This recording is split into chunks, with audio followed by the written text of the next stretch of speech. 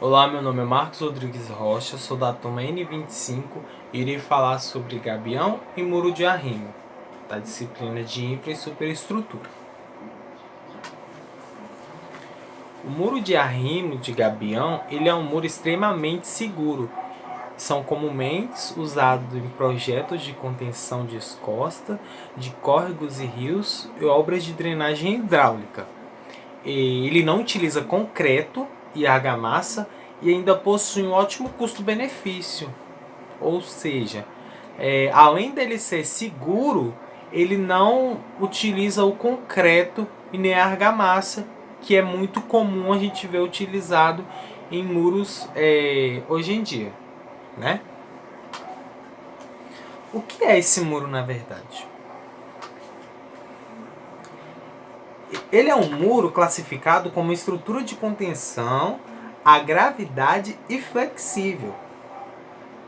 A estrutura de contenção são obras que visam oferecer uma estabilidade contra a ruptura de maciços de terra ou de rocha, evitando assim o escorregamento, o desabamento, os rastejos e entre outros inúmeros fenômenos, né? Eles são uns muros que é constituído por gaiolas metálicas, como vocês estão vendo aí na foto, né? Formados por fio de aço galvanizado, para que resista a intempéries, sem oxidar. Ele pode também ser utilizado uma camada de PVC para maior resistência, né, à corrosão. Essas gaiolas elas são preenchidas pelas pedras e organizadas manualmente ou com equipamento mecânico comum, né? E o interessante é que os muros de arrimo são uma das estruturas mais antigas constituída pelo ser humano. Porém, só apenas no século XVIII o dimensionamento racional e os modelos teóricos foram desenvolvidos, né? Já os gabiões surgiu na Itália e foram utilizados pela primeira vez no século XIX. No Brasil, esta alternativa de estabilizar talude só começou a ser utilizada nos anos 70, também no século XIX, quando ele surgiu na Itália. Tá bom? Para que servem esses muros, né? Ele ajuda a estabilizar as costas e taludes e pode ser utilizado também em várias situações devido à sua grande versatilidade. De fato, um gabião é uma estrutura de contenção para oferecer estabilidade em vários casos, tais como rupturas de maciços e terra ou até mesmo de rochas, como eu falei no início, né? Quando esses muros devem ser utilizados, né? Eles comumente são usados em projetos de contenção de encostas de córregos e rios, obras de drenagem hidráulica, né, como eu havia falado.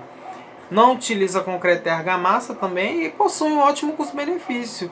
E também utilizado em lugares que são construídas essas barreiras normalmente são terrenos naturais que foram nivelados para a edificação de casas e prédios.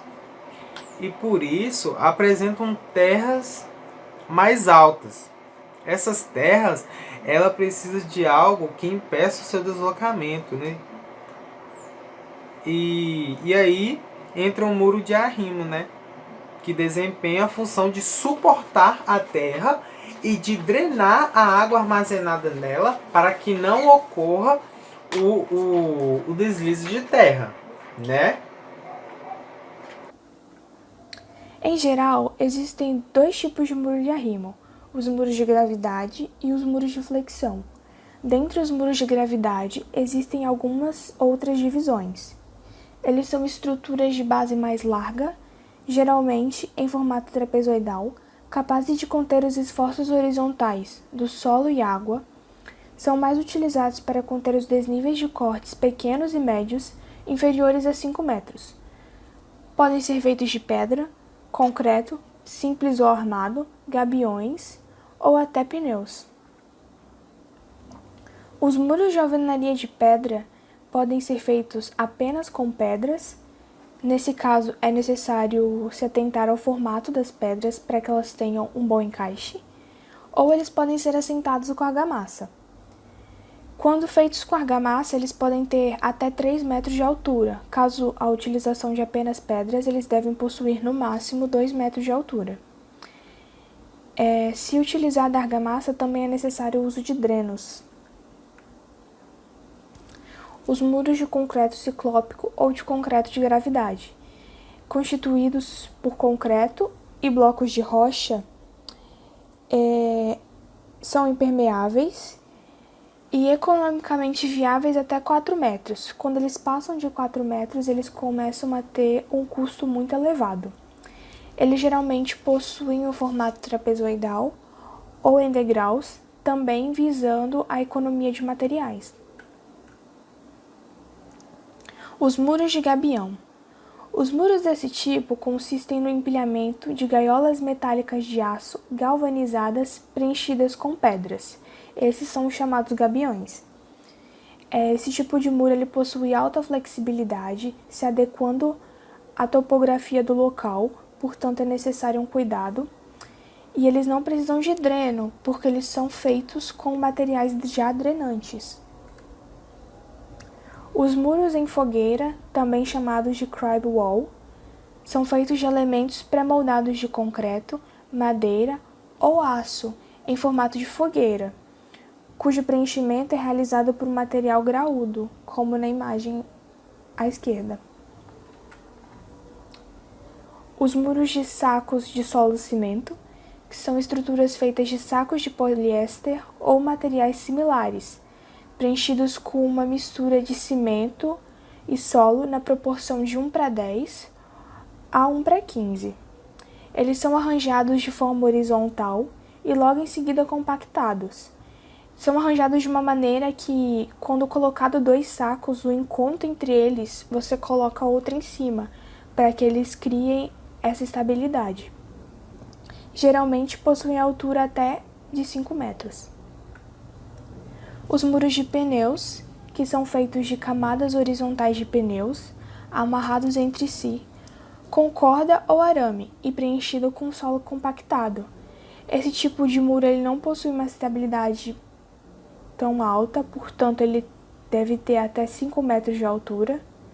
Ele possui alta flexibilidade, portanto não é recomendado que sejam utilizados na contenção de terrenos que sirvam de suporte a obras civis pouco deformáveis, como por exemplo as fundações. E quando terminado o muro, é necessário a utilização de revestimento para ter sua preservação. E por fim, temos os muros de flexão, que eles são estruturas em formato de L, feitas em sua maioria em concreto armado. Eles podem possuir altura maior do que 5 metros, porém se tornam economicamente inviáveis, porque podem precisar de estruturas adicionais que ajudem na sua estabilidade, como os contrafortes, tirantes ou chumbadores. Meu nome é Jackson, sou da turma N25 e eu vou falar das vantagens e desvantagens de cada método dos muros. Começando pelo muro gabião, ou muro por gravidade, que ele é basicamente construído através do empilhamento de pedras amarradas com aço, geralmente uma tela fina, porque a função dela é só não deixar que as pedras caiam. E o próprio peso da estrutura mantém ela unida, não sendo necessário nenhuma fundação pré-existente. Ele é um muro de relativamente fácil construção por não precisar de escavação para a construção de fundação e também não precisa de massa para colagem, o que acaba barateando o custo, e a mão de obra também não precisa ser muito especializada, porque é só construir a gaiola de pedras e a gaiola com a tela e encher com as pedras, e a própria gravidade mantém tudo unido. E apesar da gente ter o costume de vê-la só em beira de estrada, ela também tem um bom aproveitamento arquitetônico. Quando a gente fala de áreas externas, se você tiver muito espaço também, né? Porque como foi falado, ele ocupa um certo espaço com a base, como nesse exemplo aqui, ou assim, fazer uma jardinagem, uma área externa, fica muito bonito também. Para quem constrói em lotes com aclive ou declive, pode ser uma boa opção. Nesse outro exemplo aqui, a gente já vai falar dos muros de saco de solo-cimento. Como o próprio nome diz, ele é geralmente construído com saco de poliéster preenchido com mistura de cimento e o material do solo do próprio local. A principal vantagem desse tipo de muro é o seu baixo custo, porque por exatamente ele não precisar de nenhuma mão de obra especializada ou de algum equipamento especial para ser construído. É basicamente encher os sacos com material e empilhar eles. Como a gente pode ver nesses exemplos aqui, o aspecto visual não é muito limpo. Ele é muito simples e geralmente usado como baixo custo mesmo, o que acaba tendo um aspecto visual um pouco mais, digamos assim, feio. Outro tipo de muro interessante da gente falar também é o muro de pneus. Por ele apresentar uma ótima combinação entre o baixo custo, a simplicidade de construção e o reaproveitamento dos materiais. Você simplesmente pega os pneus, que serão provavelmente descartados, e do jeito que você pega, você reutiliza eles, não precisa de nenhum tipo de reciclagem. Como a gente pôde ver na imagem anterior, deixa eu voltar, ele é construído basicamente amarrando os pneus e enchendo eles com terra e socando, né, para manter a terra firme dentro dos pneus, para eles não cederem depois. Porém, eles são muros flexíveis, então eles não apresentam tanta resistência, não sendo indicados para grandes alturas. E a base costuma ser em torno de 50% da altura. Então, para a construção de muros altos, ele não é indicado exatamente por isso. Ele pode vir a ceder ou também vai ocupar muito espaço dentro de uma obra. Aqui a gente tem outro exemplo.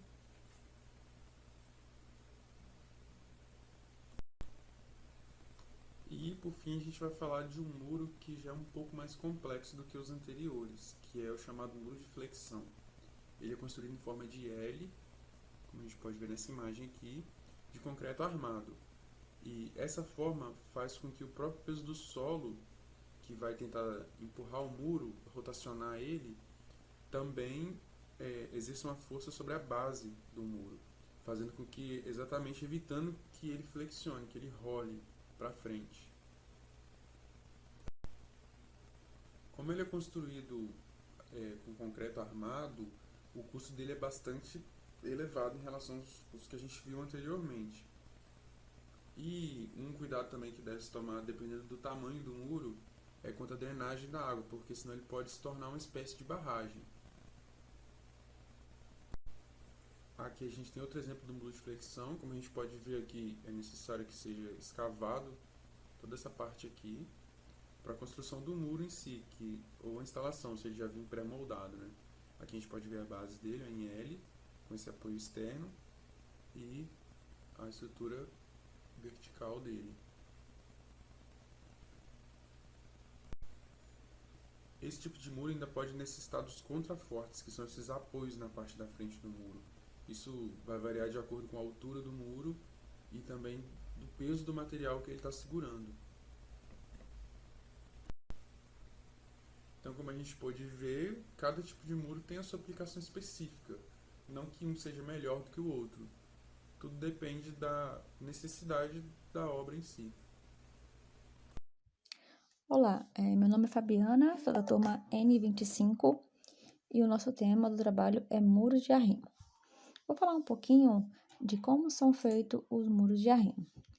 Normalmente, os muros eles são utilizados para a contenção de taludes, que são formados de forma natural, por encostas ou por corte e aterro de terra. E eles são feitos para evitar as erosões, né? Recuperar algumas áreas degradadas e melhorar o coeficiente de segurança. E o muro de arrimo ele é definido mediante a análise do solo, né? É uma etapa importante. O solo, dependendo do tipo de solo, que se determina o tipo de fundação, né, que será feito, o tipo de material, se vai precisar fazer corte, vai precisar fazer aterro. E o muro de arrimo ele é conforme a necessidade de cada projeto. Então, uma etapa importante a partir da análise do solo, nós temos a etapa de projeto. E para fazer esse projeto, a gente deve ter alguns parâmetros, né? Para a gente poder definir o melhor tipo de projeto. E aqui a gente precisa de algumas informações, né? Que são quais são as camadas do solo, o peso específico, a coesão, o ângulo de atrito, se está em presença de água ou não. E após a investigação, a gente precisa também definir quais são as cargas que deverão ser consideradas nesses projetos. E as cargas, algumas importantes, são o empuxo da terra, o peso próprio da estrutura, as pressões da estrutura, as pressões hidrostáticas ou de percolação e algumas sobrecargas eternas que são advindas do meio ambiente ou de alguma obra, alguma coisa que tem em torno. E para se fazer o projeto, o responsável técnico ele deve avaliar qual vai ser a altura do muro, qual vai ser a profundidade da sapata, a largura do muro, o tipo de material que será utilizado e quantos metros do material são necessários. Definir o quantitativo e como vai fazer o sistema de drenagem, que é uma parte também muito importante, e entre outros. Então, como se faz um muro de arrimo? Primeiro, nós precisamos definir o tipo de projeto, qual projeto que vai ser adequado, o tipo de fundação, quais os materiais que deverão ser considerados, né, para fazer este muro, as condições do solo, e essas são algumas informações importantes.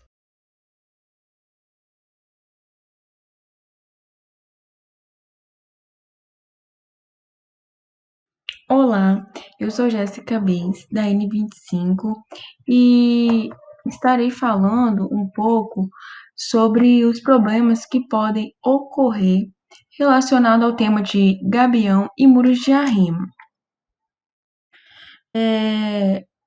Gabião, esse tipo de construção, desse tipo de estrutura, ela deve ser projetada e dimensionada por um profissional capacitado. Como podem ver pela imagem, né, apesar de aparentemente ser um projeto de execução simples, a estrutura, né, do gabião, ele necessita de análise de estabilidade do solo e da estrutura que será implementada, ou seja, precisa ser estudado, ser analisado qual o tipo de material a ser utilizado. Não é simplesmente, vou utilizar tal pedra porque é bonita, ou quero utilizar esse tipo de estrutura metálica. Então, tudo precisa ser projetado e dimensionado por um profissional. Alguns cuidados precisam ser tomados na execução para que não venham a ocorrer problemas futuros, né? Como a montagem da caixa, a execução da confrangem, que são as estruturas metálicas, né? A amarração das pedras. Aqui na imagem vocês podem ver o processo de execução. Os gabiões, um dos seus principais usos, né, são para obras de drenagem hidráulica, suporte para pontes, elementos paisagísticos, canalização de rios, e ele possui, né, um custo-benefício bom, porém precisa, né, ser analisado para não utilizar material inadequado. Então, por isso que precisa ter um profissional capacitado, que seja tudo conforme legalmente. Irei falar um pouco agora sobre muros de arrimo. Primeiramente, deve realizar um estudo, uma investigação do terreno. Ele precisa ser analisado, investigado, estudado. Para quê? Para saber se o mesmo suporta tal tipo de construção. Então, com os estudos, né, todas essas investigações, pelo profissional, irá saber qual a necessidade, qual o tipo de material, se aquele solo ali, ele suporta, né, tal tipo de construção. As propriedades físicas e geotécnicas do terreno irão definir os fatores de maior importância de um muro de arrimo, sua forma, altura, as cargas atuantes sobre ele. Existe uma norma que é a NBR 11682, estabilidade de encostas, em que ela fala de alguns cuidados que devem ser tomados para que a execução, né, dos muros de arrimo, elas sejam feitas de forma segura e econômica, que é evitar que a escavação do terreno natural cause instabilidade do local, executar o reaterro com material adequado, limpo, né? Porque não pode ser utilizado um material que seja inadequado, porque futuramente pode ocasionar algum problema, sim, ao reaterro. Verificar a estabilidade do conjunto talude de contenção e da própria estrutura. É contraindicada a construção de muros de arrimo por gravidade em zona superior do talude ou encosta, pela consequente acréscimo de carga introduzida. Também executar o sistema de drenagem do muro de forma adequada. Então, aqui, a drenagem é um ponto de grande importância da execução dos muros de arrimo. Podem ver aqui na imagem, possuem, né, a drenagem ali. Para quê? A drenagem, a função dela é qual? A função dela é conduzir a água acumulada e impedir que ocorra o aumento de pressão ali contra o muro, né? Para que a água ela tenha uma saída.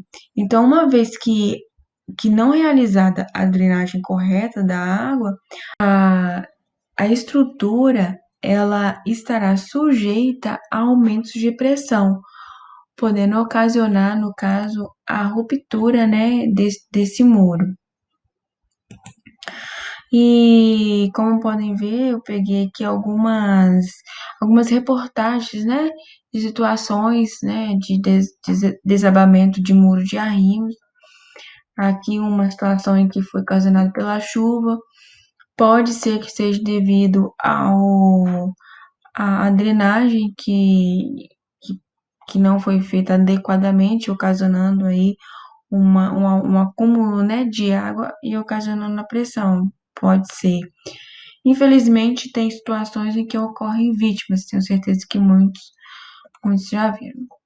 E concluindo, né, os muros de arrimo são estruturas que merecem atenção constante em todas as fases, projeto, execução e vida útil. O acompanhamento de um profissional qualificado é imprescindível para a realização deste tipo de obra.